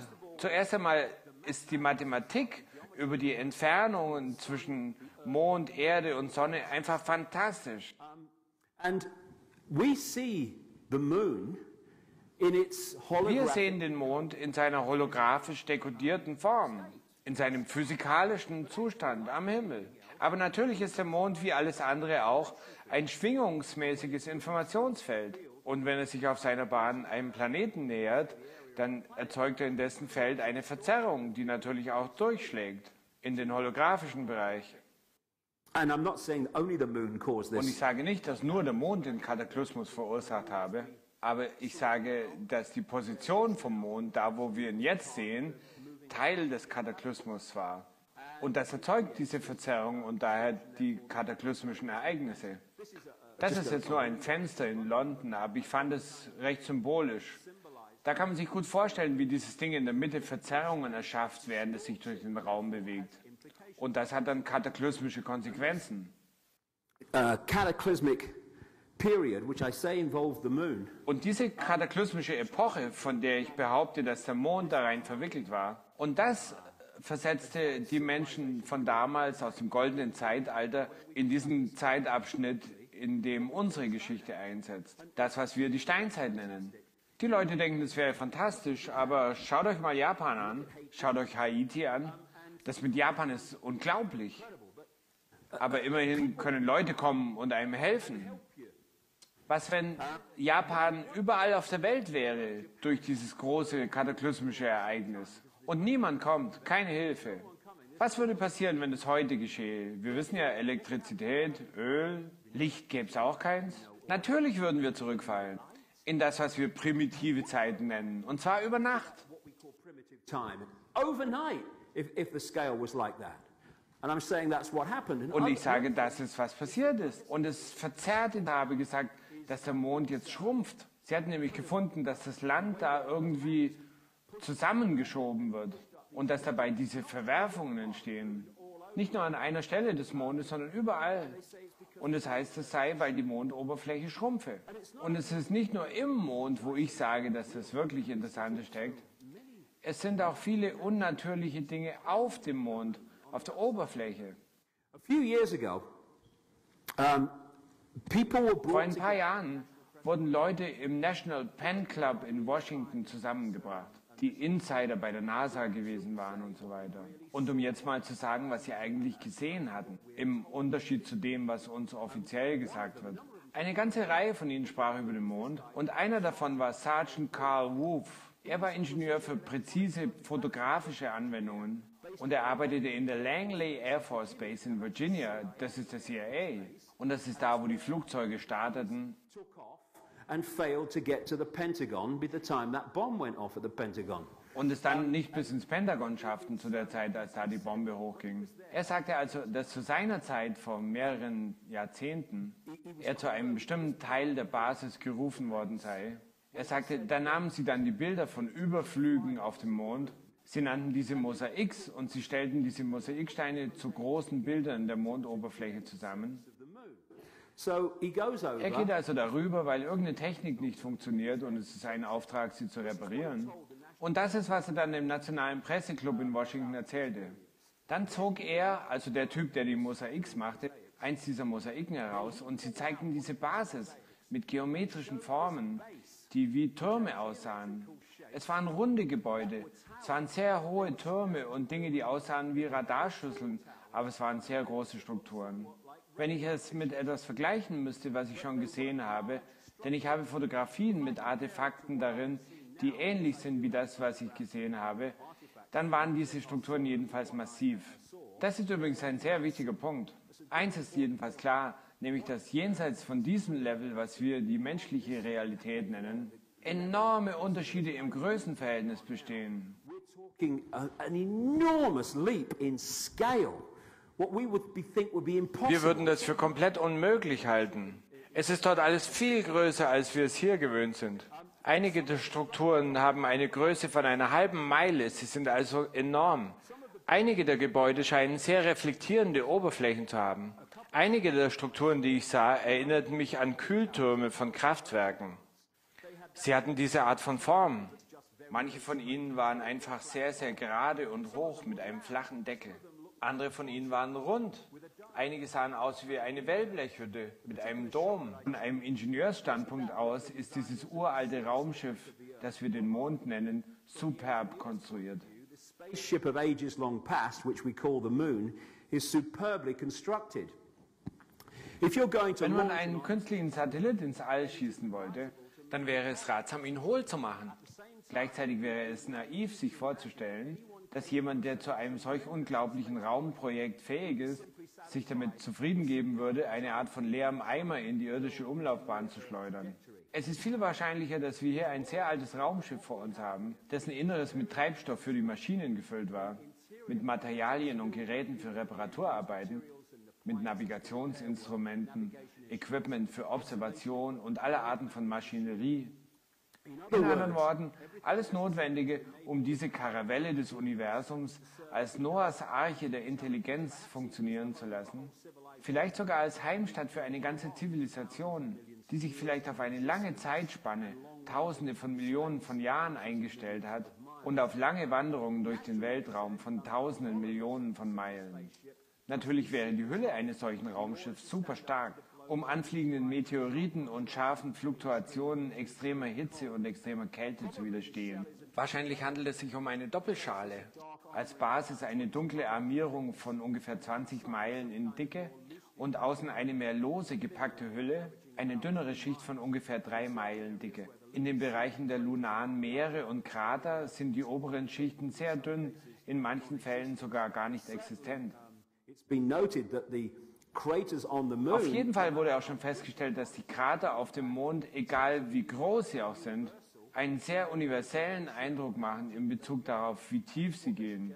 Und wenn es stimmt, was sie sagen, dass die äußere Hülle dafür da ist, um den Aufschlag erstmal abzuschwächen und dann trifft er auf diese undurchdringbare Schicht, dann wäre das immerhin eine Erklärung. Dr. D.L. Anderson, Professor für Geophysik und Direktor des Seismologischen Laboratoriums am California Institute of Technology, sagt, die Innenseite des Monds ist außen.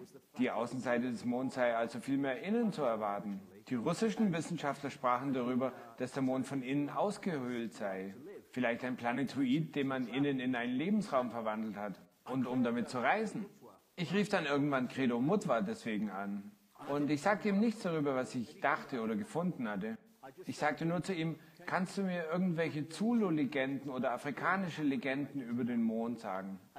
Und er sagte, ja, wir sagen, der Mond ist ein Ei. Mainstream-Anthropologen würden sich das wahrscheinlich anhören und sagen, pah, was für eine unterentwickelte Rasse. Aber warum sagten die Doppler? Und das las ich dann sofort und war fasziniert. Und von da an ging es nur noch bum, bum, bum. Stoff über den Mond kam aus allen Richtungen angeflogen. Coming in all directions.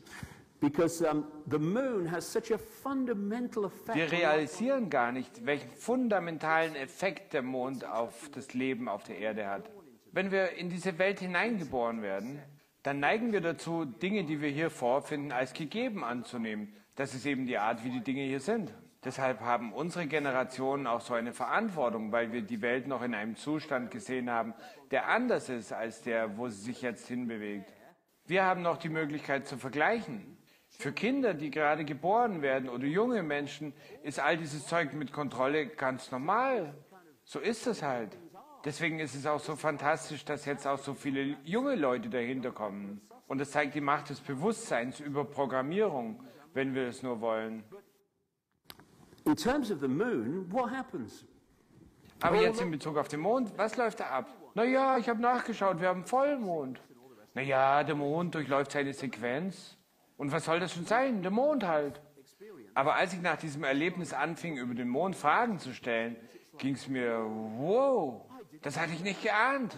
Zuerst einmal ist die Mathematik über die Entfernungen zwischen Mond, Erde und Sonne einfach fantastisch. And we see the moon in its Wir sehen den Mond in seiner holographisch dekodierten Form, in seinem physikalischen Zustand am Himmel. Aber natürlich ist der Mond wie alles andere auch ein schwingungsmäßiges Informationsfeld. Und wenn er sich auf seiner Bahn einem Planeten nähert, dann erzeugt er in dessen Feld eine Verzerrung, die natürlich auch durchschlägt in den holographischen Bereich. And I'm not saying only the moon caused Und ich this. sage nicht, dass nur der Mond den Kataklysmus verursacht habe, aber ich sage, dass die Position vom Mond, da wo wir ihn jetzt sehen, Teil des Kataklysmus war. Und das erzeugt diese Verzerrung und daher die kataklysmischen Ereignisse.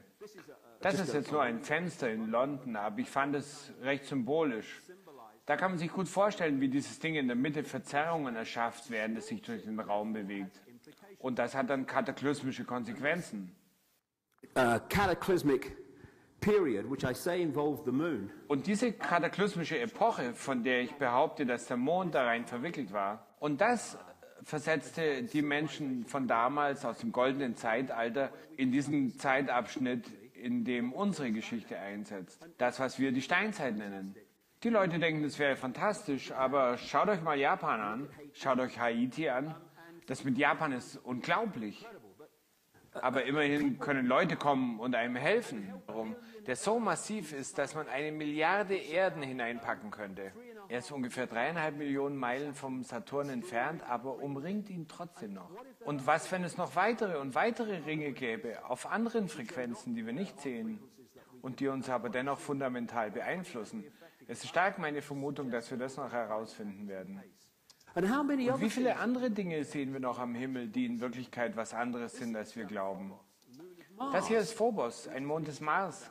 Man spricht jetzt auch über ihn als nicht natürlichen Ursprungs. Raymond Wilson, Chef der Abteilung für angewandte Mathematik bei der NASA, sagte 1963, dass Phobos vielleicht eine kolossale Raumbasis darstellen könnte, die um den Mars herumfliegt. Mars Express Das spacecraft? europäische Raumfahrzeug Mars Express hat Bilder von Phobos aus großer Nähe aufgenommen.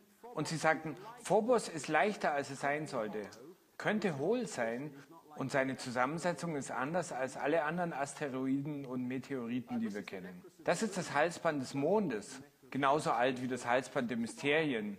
Denn die Zulus sagen, es gab viele Monde. Und es gibt wirklich viele Monde von diesem Typ, die nicht das sind, was wir glauben. Und wenn das noch nicht fantastisch genug ist, dann gehe ich noch ein Stück weiter.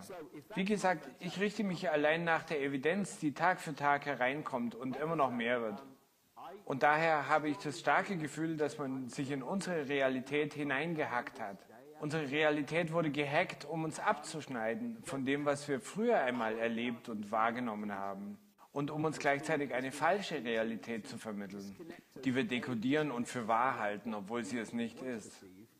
And also to give us a fake reality that we are decoding, believing it to be real when it's not. Und für mich habe ich daraus dieses Thema zusammengestellt, was ich die Mondmatrix nennen würde. I call the moon matrix. And seit ich das Buch geschrieben habe, habe ich mich schon wieder weiter bewegt, denn es hört nie auf. Die Cutting Edge muss sich natürlich weiter bewegen. Wir würden sonst glauben, dass wir schon alles wissen, aber das tun wir nicht. Ich persönlich bin mir sicher, dass der Mond eine Art Satellit von Saturn darstellt, der speziell für die Erde da ist und für irdische Manipulationen.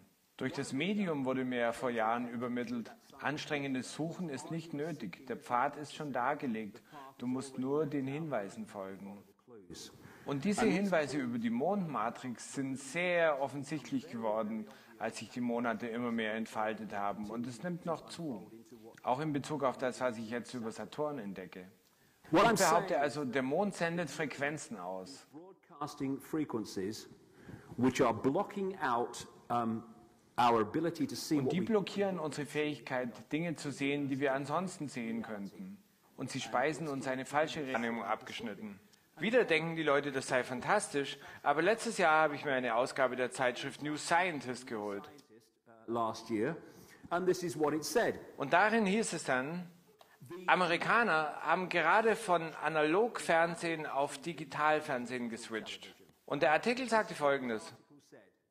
Prior to the switchover, Vor diesem Wechsel waren natürlich vorkommende Radiowellen auf Frequenzen zwischen 700 und 800 Megahertz von analogen TV-Signalen überdeckt worden. Und so konnten auch Astronomen dieses Band nicht benutzen, um Universum zu erforschen.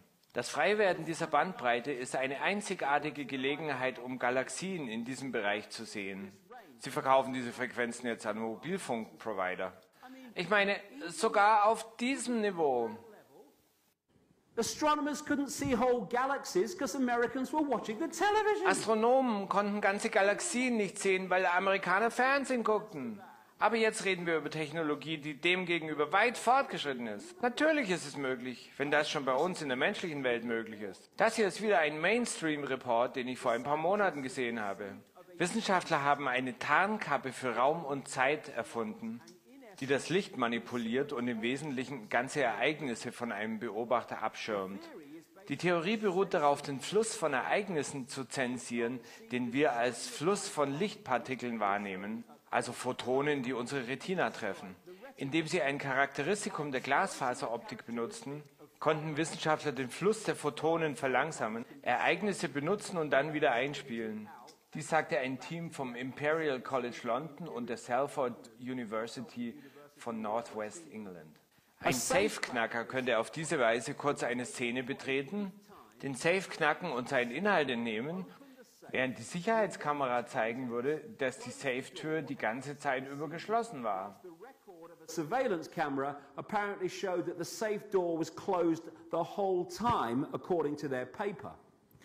These are so-called metamaterials, whose Dies sind sogenannte Metamaterialien, deren nanometrische Oberfläche mit Licht auf einer bestimmten Wellenlänge interagiert. Als Resultat davon fließt das Licht um ein Objekt herum und macht es dadurch unsichtbar. Oder genauer gesagt, unsichtbar in bestimmten Farben des Lichtspektrums. Das ist also, was menschliche Technik heute leisten kann. Und wir reden über eine Technik, die uns Lichtjahre voraus ist. Das ist meine Behauptung. Wir leben in einer Blase, die durch eine Firewall vom größeren kosmischen Internet abgeschnitten ist. Und das geschieht durch den Mond und seine Auswirkungen auf uns, insbesondere auf unser drittes Auge. not least the third eye. And so in the Matrix movie, Im Film Mond hineingehackt hat. Unsere Realität wurde gehackt, um uns abzuschneiden von dem, was wir früher einmal erlebt und wahrgenommen haben. Und um uns gleichzeitig eine falsche Realität zu vermitteln, die wir dekodieren und für wahr halten, obwohl sie es nicht ist. and also to give us a fake reality that we are decoding, believing it to be real when it's not. Und für mich habe ich daraus dieses Thema zusammengestellt, was ich die Mondmatrix nennen würde. I call the moon matrix. And as I Und seit ich das Buch geschrieben habe, habe ich mich schon wieder weiter bewegt, denn es hört nie auf. Die Cutting Edge muss sich natürlich weiter bewegen. Wir würden sonst glauben, dass wir schon alles wissen, aber das tun wir nicht. Ich persönlich bin mir sicher, dass der Mond eine Art Satellit von Saturn darstellt, der speziell für die Erde da ist und für irdische Manipulationen. Durch das Medium wurde mir ja vor Jahren übermittelt, anstrengendes Suchen ist nicht nötig, der Pfad ist schon dargelegt, du musst nur den Hinweisen folgen. Und diese Hinweise über die Mondmatrix sind sehr offensichtlich geworden, als sich die Monate immer mehr entfaltet haben. Und es nimmt noch zu. Auch in Bezug auf das, was ich jetzt über Saturn entdecke. Ich behaupte also, der Mond sendet Frequenzen aus. Broadcasting frequencies which are blocking out our ability to see Und die blockieren unsere Fähigkeit, Dinge zu sehen, die wir ansonsten sehen könnten. Und sie speisen uns eine falsche Realität ein. Und irgendwie ist das im weiteren Sinn mit Saturn verbunden. Der Mond hat nämlich allein durch sein Dasein unglaublichen Einfluss auf die Erde. Auf Ebbe und Flut zum Beispiel, auf das menschliche Hormonsystem, auf Menstruation und all das. Aber ich sage, es geht noch darüber hinaus. Das hier ist ein symbolisches Bild von Neil Haig. Ich sage, dass er Frequenzen ausstrahlt, die ich die Mondmatrix nenne. Und letztlich, glaube ich, geht es auf Saturn zurück. I think this is Saturn myself. I was speaking in New York Letzten Oktober habe ich in New York gesprochen und ein netter Typ da, der mit einer Gruppe verbunden ist mit dem Namen We Are Change New York, der führte mich zu wichtigen Plätzen in New York, inklusive Ground Zero. to see what was going on and all the rest of it. This is the what we would Und call das hier ist beispielsweise die Untergrundstation für Ground Zero, da wo die ehemaligen Twin Towers standen. Hier kommen die Züge rein und innen findet sich diese unglaubliche Darstellung von der Erde. massive depiction of the earth with this eye in the middle. And look, Mit diesem Auge in der Mitte und seht mal, wie da diese Sendewellen nach außen laufen. Und überall entlang der Treppen dieser U-Bahn-Station sind Augen, die einen verfolgen. Ich bin sicher, dass es Saturn bedeuten soll. Und dass der Mond ein Satellit dieses Kontrollsystems ist. Uranium-236 ist ein langlebiger radioaktiver Nuklearabfall und wird in verbrauchtem nuklearem Treibstoff gefunden und in wiederaufbereitetem Uran. Neptunium-237 ist ein radioaktives metallisches Element und ein Nebenprodukt nuklearer Reaktoren und der Produktion von Plutonium. Einige Mondsteine haben einen 10-fach höheren Gehalt an Titanium als titaniumreiches Gestein auf der Erde.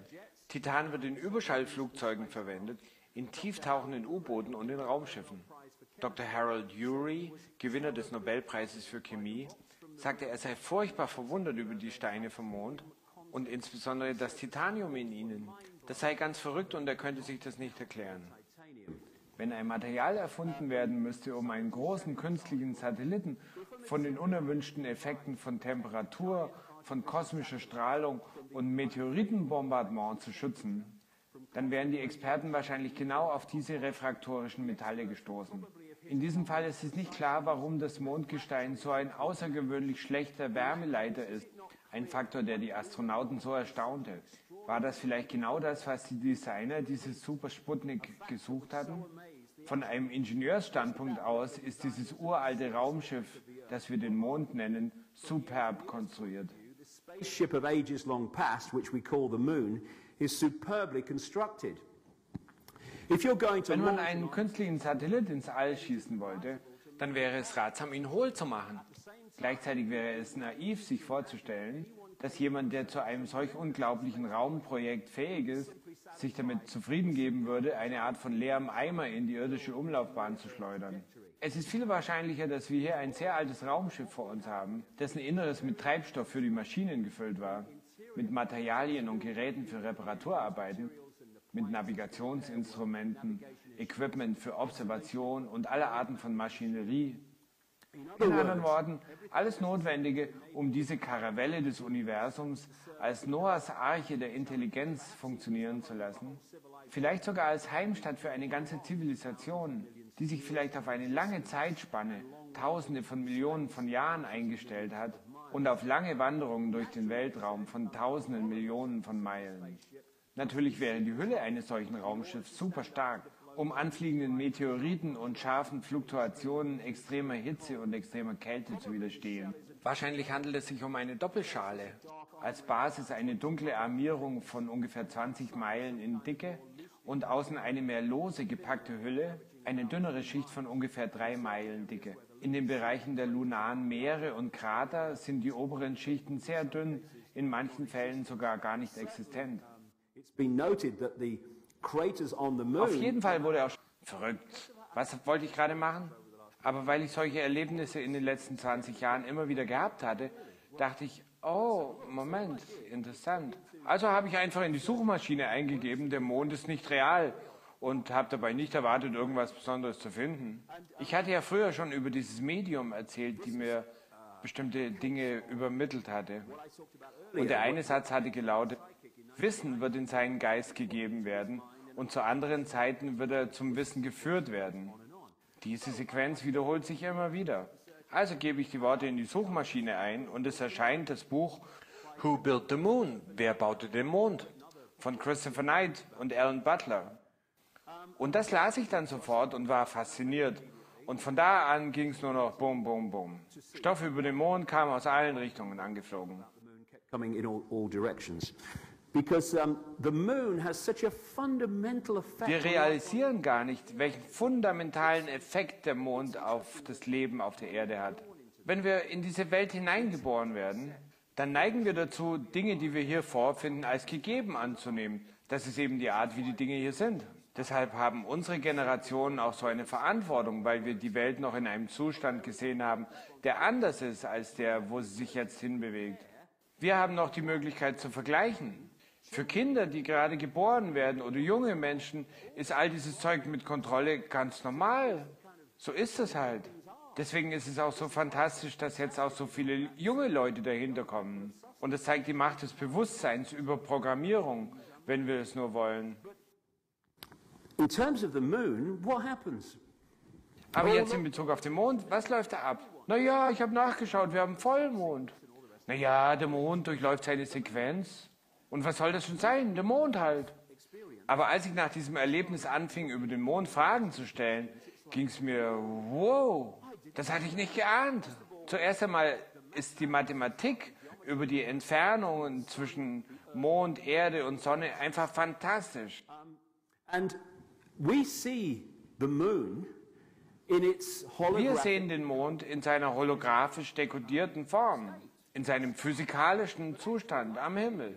Aber natürlich ist der Mond wie alles andere auch ein schwingungsmäßiges Informationsfeld. Und wenn er sich auf seiner Bahn einem Planeten nähert, dann erzeugt er in dessen Feld eine Verzerrung, die natürlich auch durchschlägt in den holographischen Bereich. And I'm not saying only the moon caused Und ich this. sage nicht, dass nur der Mond den Kataklysmus verursacht habe, aber ich sage, dass die Position vom Mond, da wo wir ihn jetzt sehen, Teil des Kataklysmus war. Und das erzeugt diese Verzerrung und daher die kataklysmischen Ereignisse. Das ist jetzt nur ein Fenster in London, aber der Mond sei kein natürlicher Körper. Er sei entweder ein ausgehöhlter Planetoid oder ein Konstrukt. Und er sei die Heimstatt einer sehr fortgeschrittenen außerirdischen Zivilisation. Very advanced non-human civilization or race. What they pointed out in Wie their Sie in article, Ihrem Artikel aufzeigten, ist die äußere Schale des Monds extrem hart und enthält Mineralien wie Titanium. Man fand in Mondgestein verarbeitete Metalle sowie die Elemente Uranium 236 und Neptunium 237, die noch nie natürlich vorkommend gefunden wurden. Uranium 236 ist ein langlebiger radioaktiver Nuklearabfall und wird in verbrauchtem nuklearem Treibstoff gefunden und in wiederaufbereitetem Uran. Neptunium 237 ist ein radioaktives metallisches Element und ein Nebenprodukt nuklearer Reaktoren und der Produktion von Plutonium. Einige Mondsteine haben einen 10-fach höheren Gehalt an Titanium als titaniumreiches Gestein auf der Erde. Titan wird in Überschallflugzeugen verwendet, in tieftauchenden U-Booten und in Raumschiffen. Dr. Harold Urey, Gewinner des Nobelpreises für Chemie, sagte, er sei furchtbar verwundert über die Steine vom Mond und insbesondere das Titanium in ihnen. Das sei ganz verrückt und er könnte sich das nicht erklären. Wenn ein Material erfunden werden müsste, um einen großen künstlichen Satelliten von den unerwünschten Effekten von Temperatur, von kosmischer Strahlung und Meteoritenbombardement zu schützen, dann wären die Experten wahrscheinlich genau auf diese refraktorischen Metalle gestoßen. In diesem Fall ist es nicht klar, warum das Mondgestein so ein außergewöhnlich schlechter Wärmeleiter ist. Ein Faktor, der die Astronauten so erstaunte. War das vielleicht genau das, was die Designer dieses Super Sputnik gesucht hatten? Von einem Ingenieursstandpunkt aus ist dieses uralte Raumschiff, das wir den Mond nennen, superb konstruiert. The spaceship of ages long past, which we call the Moon, is superbly constructed. If you're going to Wenn man einen künstlichen Satellit ins All schießen wollte, dann wäre es ratsam, ihn hohl zu machen. Gleichzeitig wäre es naiv, sich vorzustellen, dass jemand, der zu einem solch unglaublichen Raumprojekt fähig ist, sich damit zufrieden geben würde, eine Art von leerem Eimer in die irdische Umlaufbahn zu schleudern. Es ist viel wahrscheinlicher, dass wir hier ein sehr altes Raumschiff vor uns haben, dessen Inneres mit Treibstoff für die Maschinen gefüllt war, mit Materialien und Geräten für Reparaturarbeiten, mit Navigationsinstrumenten, Equipment für Observation und alle Arten von Maschinerie. In anderen Worten, alles Notwendige, um diese Karavelle des Universums als Noahs Arche der Intelligenz funktionieren zu lassen. Vielleicht sogar als Heimstatt für eine ganze Zivilisation, die sich vielleicht auf eine lange Zeitspanne, Tausende von Millionen von Jahren eingestellt hat und auf die Nichtexistenz des Mondes zu erklären als seine Existenz. Das passiert also, wenn man seinen Unglauben erstmal zur Seite stellt und einfach mit dem Informationsfluss geht. Plötzlich stößt man auf etwas, was man gar nicht wusste. Und dann gibt es darüber hinaus Evidenz dafür, dass der Mond hohl ist. Im Jahr 1969 setzte die NASA seismische Monitoren auf den Mond und beschoss ihn dann mit dem Äquivalent von 1 Tonne TNT. Schockwellen breiteten sich aus und NASA-Wissenschaftler sagen, der Mond klang wie eine Glocke. rang like a bell. Maurice Ewing, der Co-Direktor des seismischen Experiments, sagte bei einer Pressekonferenz, was die Bedeutung davon angeht, da möchte ich jetzt lieber keine Interpretation liefern. Aber es ist, als wenn jemand eine Glocke angeschlagen hätte, sagen wir im Turm von einer Kirche. Ein einzelner Schlag, und er stellte dann fest, dass der Nachhall 30 Minuten dauerte.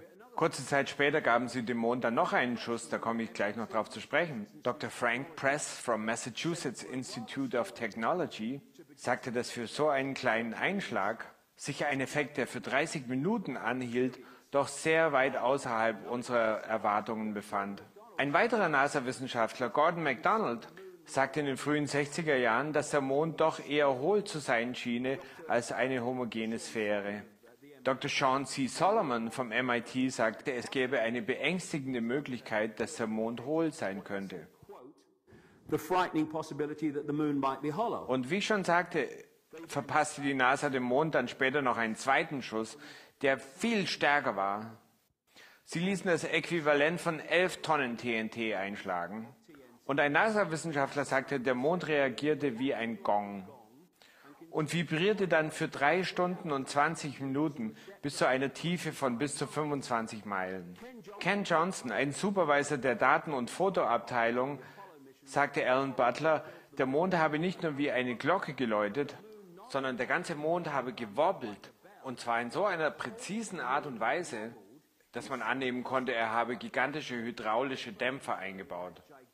Hydraulic damper struts inside it. And as the great cosmologist Carl Sagan Und wie der große Kosmologe Carl Sagan sagte, ein natürlicher Satellit kann kein hohles Objekt sein. Ich hatte nichts von dem gewusst, bevor ich da einstieg.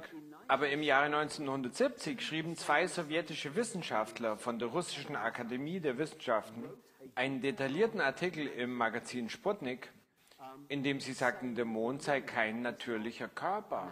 Er sei entweder ein ausgehöhlter Planetoid oder ein Konstrukt. Und er sei die Heimstatt zu einer Tiefe von bis zu 25 Meilen. Ken Johnson, ein Supervisor der Daten- und Fotoabteilung, sagte Alan Butler, der Mond habe nicht nur wie eine Glocke geläutet, sondern der ganze Mond habe gewobbelt. Und zwar in so einer präzisen Art und Weise, dass man annehmen konnte, er habe gigantische hydraulische Dämpfer eingebaut. hydraulic damper struts inside it. And as the great cosmologist Carl Sagan Und wie der große Kosmologe Carl Sagan sagte, ein natürlicher Satellit kann kein hohles Objekt sein. Ich hatte nichts von dem gewusst, bevor ich da einstieg. Aber im Jahre 1970 schrieben 2 sowjetische Wissenschaftler von der Russischen Akademie der Wissenschaften einen detaillierten Artikel im Magazin Sputnik, indem sie sagten, der Mond sei kein natürlicher Körper. Er sei entweder ein ausgehöhlter Planetoid oder ein Konstrukt. Und er sei die Heimstatt einer sehr fortgeschrittenen außerirdischen Zivilisation. Very advanced non-human civilization or race. What they pointed out in Wie their sie in ihrem Artikel aufzeigten, ist die äußere Schale des Monds extrem hart und enthält Mineralien wie Titanium. Man fand in Mondgestein verarbeitete Metalle sowie die Elemente Uranium 236 und Neptunium 237, die noch nie natürlich vorkommend gefunden wurden. Uranium 236 ist ein langlebiger radioaktiver Nuklearabfall und wird in verbrauchtem nuklearem Treibstoff gefunden und in wiederaufbereitetem Uran. Neptunium 237 ist ein radioaktives metallisches Element und ein Nebenprodukt nuklearer Reaktoren und der Produktion von Plutonium. Einige Mondsteine haben einen 10-fach höheren Gehalt an Titanium als titaniumreiches Gestein auf der Erde. Titan wird in Überschallflugzeugen verwendet, in tieftauchenden U-Booten und in Raumschiffen. Dr. Harold Urey, Gewinner des Nobelpreises für Chemie, sagte, er sei furchtbar verwundert über die Steine vom Mond und insbesondere das Titanium in ihnen. Das sei ganz verrückt und er könnte sich das nicht erklären. Wenn ein Material erfunden werden müsste, um einen großen künstlichen Satelliten von den unerwünschten Effekten von Temperatur, von kosmischer Strahlung und Meteoritenbombardement zu schützen, dann wären die Experten wahrscheinlich genau auf diese refraktorischen Metalle gestoßen. In diesem Fall ist es nicht klar, warum das Mondgestein so ein außergewöhnlich schlechter Wärmeleiter ist. Ein Faktor, der die Astronauten so erstaunte. War das vielleicht genau das, was die Designer dieses Super Sputnik gesucht hatten? Von einem Ingenieursstandpunkt aus ist dieses uralte Raumschiff, das wir den Mond nennen, superb konstruiert. The spaceship of ages long past, which we call the moon, is superbly constructed. If you're going to Wenn man einen künstlichen Satellit ins All schießen wollte, feel that what Saturn is, it's a broadcasting transmitter. mein Gefühl ist, dass Saturn eigentlich eine Sendestation darstellt. Und er strahlt Frequenzen aus, die uns beeinflussen. Und der Mond ist da auch rein verwickelt, da bin ich absolut sicher. Aber das wird in den nächsten Jahren das Zentrum großer Aufmerksamkeit darstellen, genauso wie der Mond. Denn das stellt einen Schlüssel dar.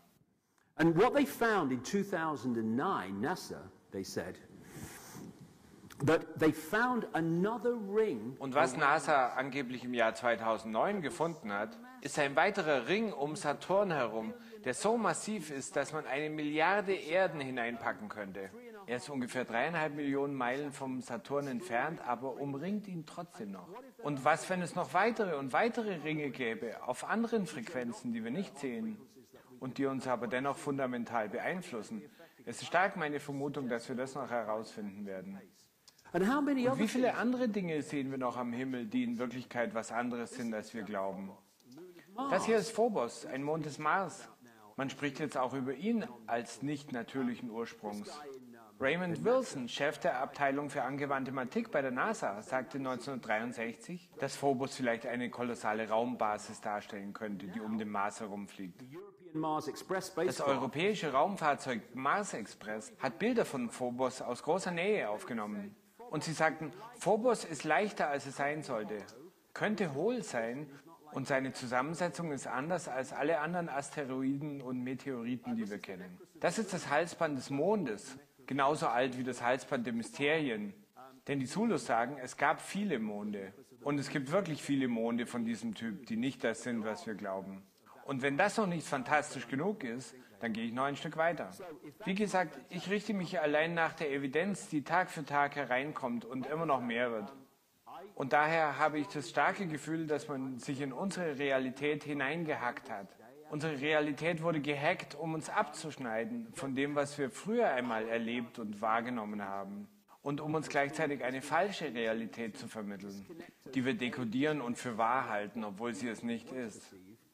and also to give us a fake reality that we are decoding, believing it to be real when it's not. Und für mich habe ich daraus dieses Thema zusammengestellt, was ich die Mondmatrix nennen würde. I call the moon matrix. And as I Und seit ich das Buch geschrieben habe, habe ich mich schon wieder weiter bewegt, denn es hört nie auf. Die Cutting Edge muss sich natürlich weiter bewegen. Wir würden sonst glauben, dass wir schon alles wissen, aber das tun wir nicht. Ich persönlich bin mir sicher, dass der Mond eine Art Satellit von Saturn darstellt, der speziell für die Erde da ist und für irdische Manipulationen. Durch das Medium wurde mir